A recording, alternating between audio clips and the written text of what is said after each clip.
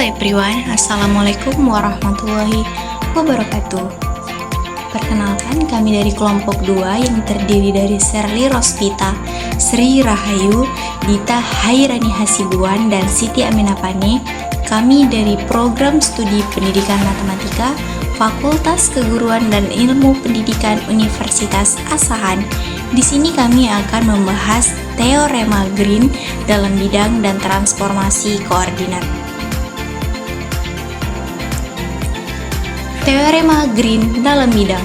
Jika R adalah suatu daerah tertutup dalam kurva bidang XY yang dibatasi oleh sebuah kurva tertutup sederhana C, dan jika M dan N adalah fungsi-fungsi kontinu dari X dan Y yang memiliki turunan-turunan kontinu dalam R, maka integral kurva tertutup C M dx ditambah N dy sama dengan integral lipat 2 yang dibatasi oleh R do N per do X dikurang do M per do Y dx dy.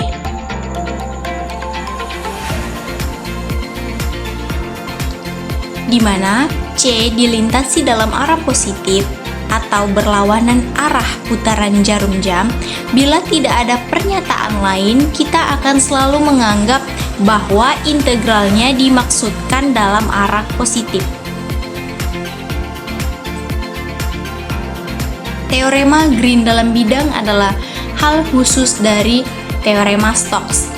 Juga menarik untuk kita ketahui bahwa teorema divergensi Gauss adalah perluasan teorema Green dalam bidang, di mana bidangnya adalah daerah R dan batasnya yang tertutup adalah kurva C diganti oleh suatu daerah ruang atau V, dan batasnya yang tertutup merupakan permukaan yaitu S. Berdasarkan alasan ini, teorema divergensi seringkali disebut teorema Green dalam ruang. Teorema Green dalam bidang juga berlaku untuk daerah-daerah yang dibatasi oleh sejumlah berhingga kurva-kurva sederhana yang tidak berpotongan. Teorema Green menjelaskan hubungan antara integral garis di sepanjang kurva atau kurva-kurva yang membentuk atau membangun sebuah daerah, domain, region, dan integral ganda atau double integral, atau integral-integral permukaan yang diambil di daerah tersebut. Dengan kata lain, teori ini menjelaskan bahwa permasalahan integral garis dapat diselesaikan dengan integral permukaan, begitupun sebaliknya. Nah, integral lipat 3 yang dibatasi oleh V itu V divergensi kuadrat psi ditambah dengan divergensi dikalikan dengan P dikalikan dengan divergensi V psi dV sama dengan integral lipat 2 yang dibatasi oleh S, kemudian mengalihkan P divergensi dan psi dikalikan dengan ds. Ini disebut teorema identitas Green yang pertama.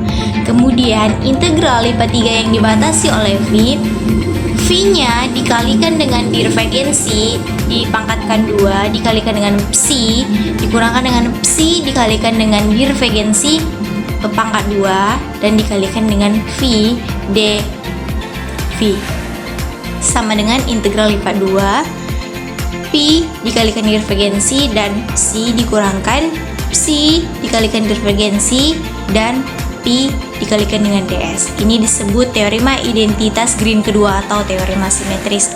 Kemudian integral lipat 3 yang dibatasi oleh P divergensi dikalikan dengan suatu matriks dV sama dengan integral lipat 2 yang dibatasi oleh S, N dikali dengan A ds sama dengan integral lipat 2 S ds dikalikan A. Perhatikan bahwa di sini perkalian titik dari teorema divergensi Green diganti dengan perkalian silang. Maka integral kurva tertutup yang dibatasi oleh C dikalikan dengan P dr sama dengan integral lipat 2 N dikalikan divergensi P ds sama dengan integral lipat 2 ds dikalikan divergensi P.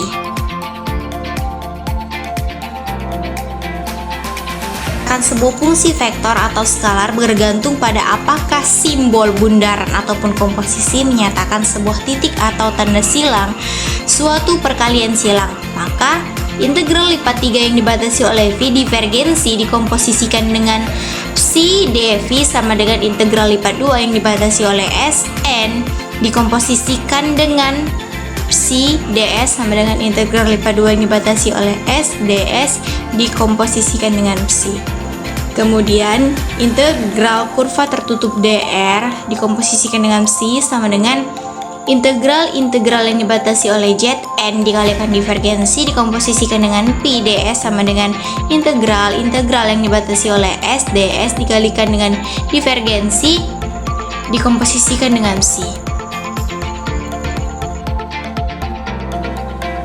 Gauss merupakan teorema Stokes dan teorema 3 dan 4 adalah kasus-kasus dari teorema ini.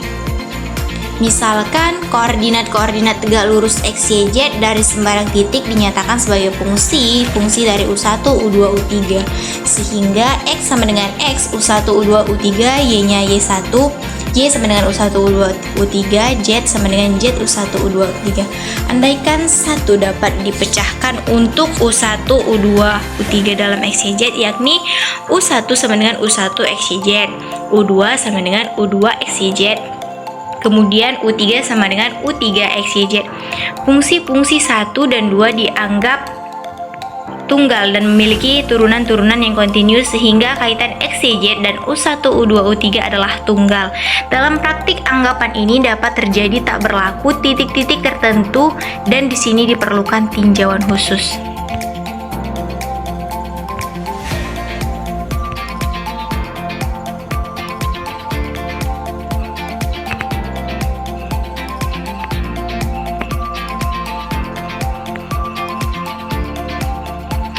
Misalkan diketahui sebuah titik P dengan koordinat-koordinat tegak lurus x, y, z, maka dari 2 kita dapat mengasosiasikan suatu himpunan koordinat U1, U2, U3 yang tunggal yang disebut koordinat-koordinat kurva linier dari P. Himpunan persamaan 1 dan 2 mendefinisikan suatu transformasi koordinat.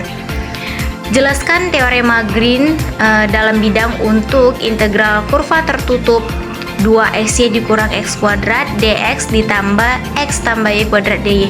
Ini merupakan contoh dari teorema Green di mana C adalah kurva tertutup dari daerah yang dibatasi oleh y sama dengan x kuadrat dan y sama dengan x. Kemudian penyelesaiannya, kita lihat gambar kurva yang telah disajikan. Kita ketahui bahwa perpotongan dua kurva x kuadrat itu sama dengan akar x, kemudian x kuadrat dikurang akar x itu sama dengan 0. Kita pindah lagi dan kita satukan menjadi x kuadrat dikurang x. Kemudian kita kelompokkan menjadi x pangkat 3 dikurang 1 sama dengan 0. Kemudian kita dapat mencari x sama dengan 0, kemudian akar x sama dengan 1. Kurva-kurva y sama dengan x kuadrat dan y kuadrat sama dengan x berpotongan di 0,0 dan 1,1. Arah positif dalam lintasan adalah seperti yang diperlihatkan dalam gambar di atas.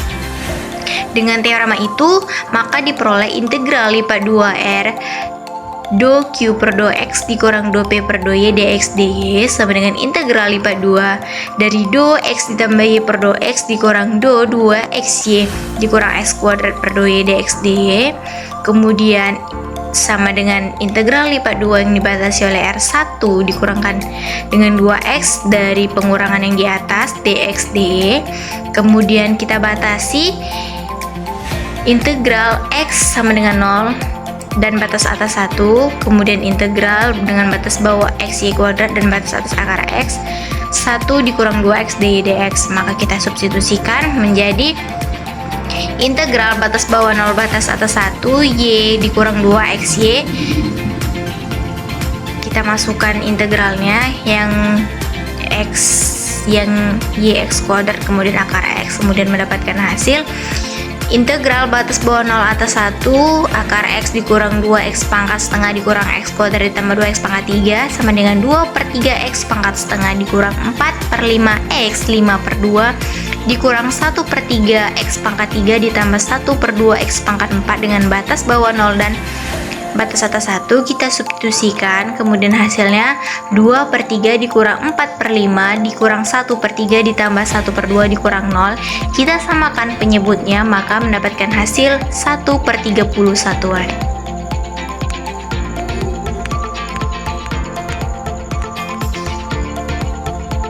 Kemudian soal yang kedua, tentukan transformasi koordinat dari koordinat-koordinat silinder ke dalam koordinat-koordinat tegak lurus.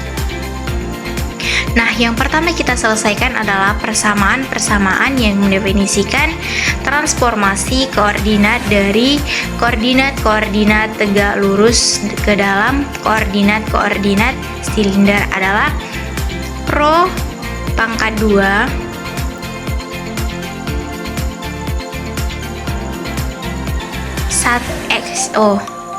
kita ralat untuk yang koordinat tegak lurus ke dalam koordinat silinder. Yang pertama itu kita asumsikan bahwa X sama dengan rho cos theta, kemudian Y sama dengan rho sin theta, kemudian Z sama dengan Z, maka mendapatkan hasil kuadratkan yang pertama dulu dengan yang kedua, kemudian dijumlahkan, mendapatkan hasil rho kuadrat sama dengan cos 2 theta ditambah sin 2 theta sama dengan X pangkat 2 ditambah Y pangkat 2, atau rho akar dari X kuadrat ditambah Y kuadrat, karena cos 2 theta tambah sin 2 theta kan sama dengan 1, maka rho-nya positif. Y per X sama dengan rho sin theta per rho cos theta sama dengan tan theta, atau theta sama dengan arc tan Y per X, atau rho sama dengan akar X kuadrat ditambah Y kuadrat dengan theta sama dengan arc tan Y arc tan Y per X dan Z, Z. Mungkin itu saja yang dapat kami sampaikan. Lebih dan kurang kami mohon maaf. Terima kasih.